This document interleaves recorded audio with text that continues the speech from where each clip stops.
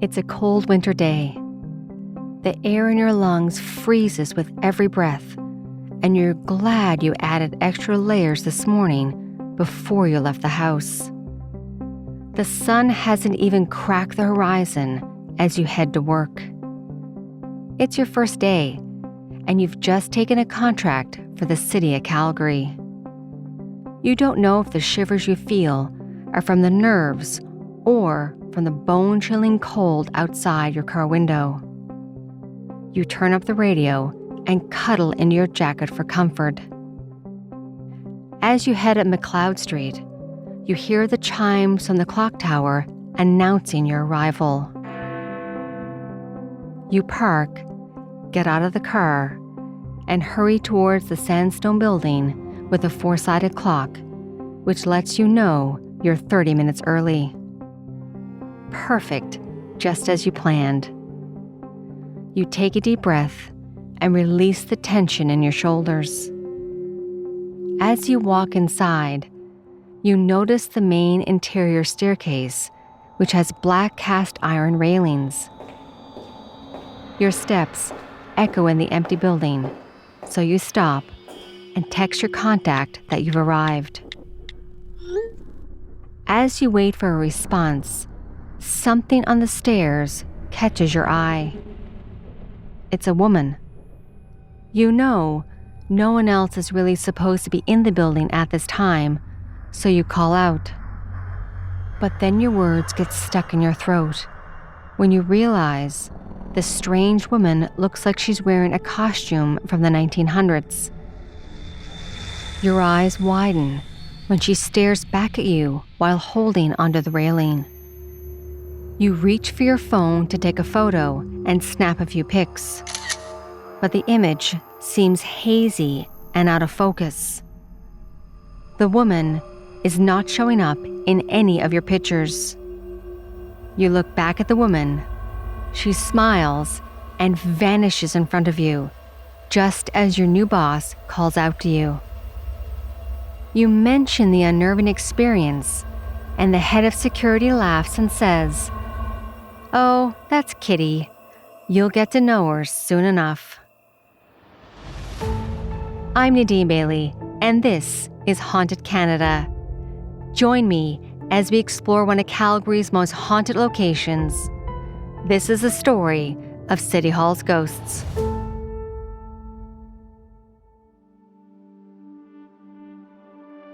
Calgary, Alberta is a bustling city that grows and expands every year. It seems like in the blink of an eye, new subdivisions pop up as the city creeps ever closer to the Rocky Mountains. But in the early 1880s, it was dirt streets lined with wooden buildings reminiscent of the Wild West. The first town hall, constructed in 1885, was a two-story wood-frame structure that served as the city's seat of government and police headquarters, complete with jail cells, a council chamber, and a clerk's office. It was often described as cold and cheerless because of its lack of insulation, which made it miserable in the winter. Calgary first became a municipality a year earlier in 1884, and since it didn't have its own town clock, the new council's first duty was to coordinate timepieces across town.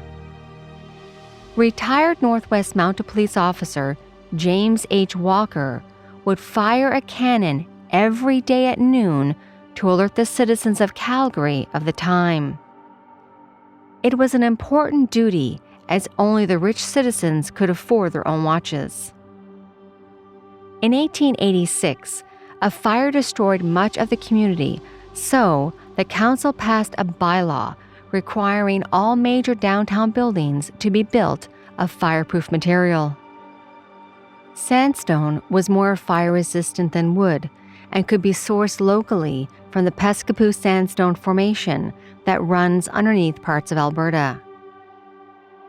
Quarries popped up to accommodate Calgary's rebuilding needs, and many of these sandstone buildings still exist today. The first town hall did not burn down in the fire, but the city quickly outgrew it and a bigger structure was needed. Architect William M. Dodd envisioned a 5-story sandstone tower with an illuminated clock as a centerpiece, and construction of this new city hall began in 1907. Calgary City Hall would become an excellent example of Richardsonian Romanesque architecture and is a preeminent example of this style in the province.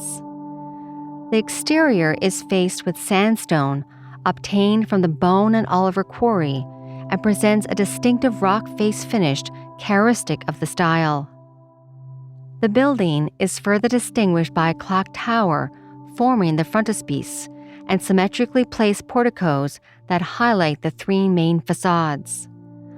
Ornamental rooftop lanterns are a stylistically unique feature, creating an electric roofline. Notable interior elements include a highly ornamental cast iron staircase and skylit rotundas. William Dodd had also designed many other turn-of-the-century buildings in Calgary, including the Clarence Block in 1901, the Norman Block on Stephen Avenue in 1902, and Inglewood's Alexandria School in 1904. But construction would prove challenging for Dodd, who lost the job due to drastic overspending and a major dispute with the contractor during the first year. As costs mounted, the plans for the clock tower were nearly abandoned. In April of 1909, a bylaw for additional funds was put forward, but taxpayers voted it down. A public scandal followed, during which the contractor walked off the job and the architect was fired. For nearly a year, City Hall stood unfinished and virtually abandoned until the spring of 1910, when additional funds were approved and construction continued at 800 McLeod Street. That year, the local architecture firm Hodgson and Bates took over, and plans for a 4-face clock from Seth Thomas Clock Company in Connecticut atop a 32 meters high, 100 feet tall tower was back on. The clock was designed to strike the hour and half hours, and the clock was fitted with a 1,500-pound bell and was guaranteed to run within a variation of 10 seconds per month with proper care. It reminds me of the clock tower in the movie Back to the Future, starring Michael J. Fox. Local jewelry firm D.E. Black was contracted to install the tower clock. They would also be responsible for winding and maintenance for 5 years. Black chose the latest model, number 16A, made by the Seth Thomas Clock Company, which allegedly had tower clocks in every city of any size in the United States or Canada, and supplied the Canadian Pacific Railways with its timepieces. The new City Hall opened its doors on Monday, January 2, 1911. When completed, it was more than double the original cost of $142,000. The original town hall, built in 1885, was soon demolished, and 4 days after the new building opened, the mammoth timepiece arrived in Calgary. Black's employee, Rudolph Ingle, installed the clock, but didn't live long enough to enjoy his hard work. Sadly, he died the next year in 1912.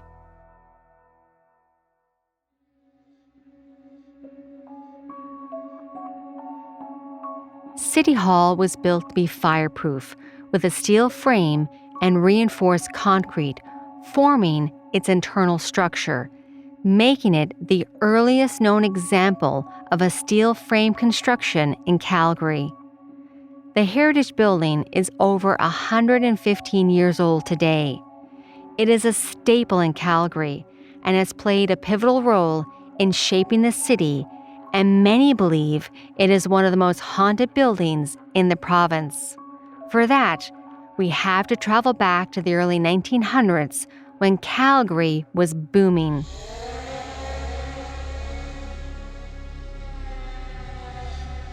The end of World War I in 1918 caused Calgary's population to grow sixfold, from 12,500 to 80,000 people, although overshadowed by the global Spanish flu pandemic. The city saw an increase in coal mining production and a surge in housing construction. The First World War spurred the demand for coal, which caused a surge in production in Alberta, including Calgary. By the end of the war, in 1918, production exceeded 5 million tons, demonstrating the industry's growth. And that boom meant workers were flocking to the city, which meant housing was in short supply. So for a short while, Calgary became a tent city. The booming economy prompted a need for new housing, leading to the construction of one-story and 1 and 1.5-story cottages, which were affordable and popular among working-class and lower middle-class buyers.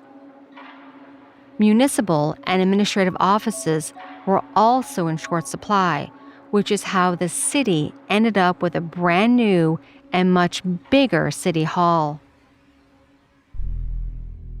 On June 26, 1911, Sir Robert L. Borden, a Conservative member of Parliament and leader of the opposition, who would later become the 8th Prime Minister of Canada, was on hand for the official opening of the new building.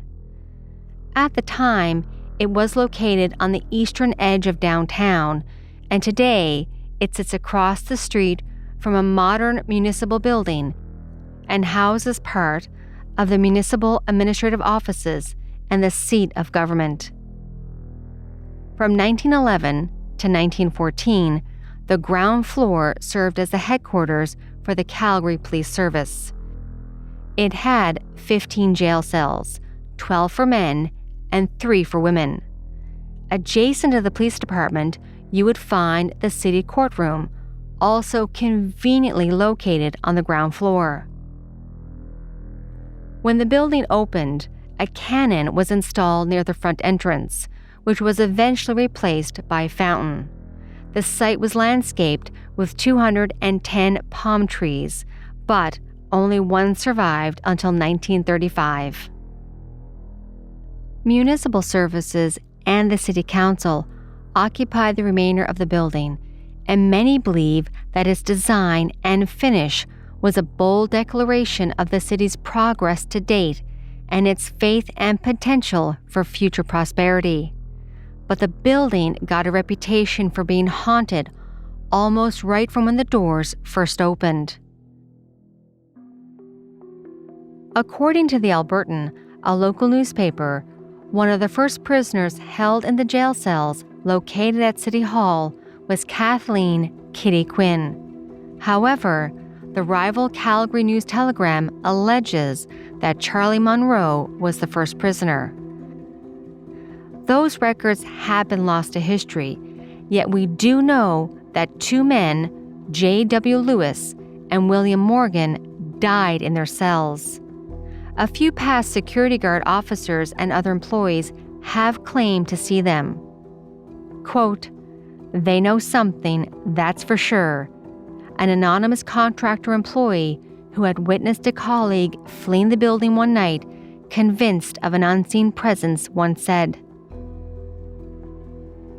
Don Morberg, a city communications officer in the 1990s, characterized the sightings to Barbara Smith, author of Ghost Stories of Alberta and More Ghost Stories of Alberta.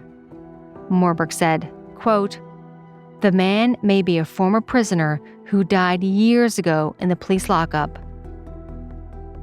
Many city staff and security guards have reported seeing the ghostly apparition of a man and a woman." Don also said that the female ghost was more complicated to explain. He said, quote, "She's seen on the old stairs. We have no record of a female dying in the building. I've heard that she might be a former alderman's wife or a madam who had been locked up in the basement cells once." Some believe it might be Amelia Adcock, the city's first manager and acting city clerk, who sadly died young in 1922. Others believe the man isn't a former prisoner, but instead, they insist it's the ghost of Rudolf Engel, the man who installed the historic clock.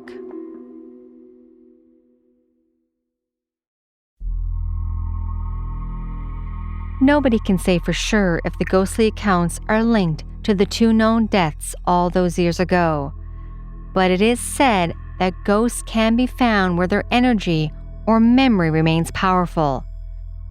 In that case, there is no shortage of personalities whose energy and memory might permeate the very sandstones that make up historic City Hall's form. Until a more definite sighting occurs, it will have to remain a mystery, but should you be in the building late at night, don't be surprised if you're not alone. Calgary City Hall became a protected provincial historic resource in 1978, a designated National Historic Site in 1984, and protected as a municipal historic resource in 1990. So, it isn't going anywhere, and neither are the few spirits lingering within. Whether it's a spirit of Kitty Quinn or one of the male prisoners who died in their cell, City Hall is a place where municipal business and specters intermingle. So the next time you're walking along McLeod Street, stop in to admire the historic clock. Who knows, you might catch a glimpse of one of the many ghosts that still reside at City Hall.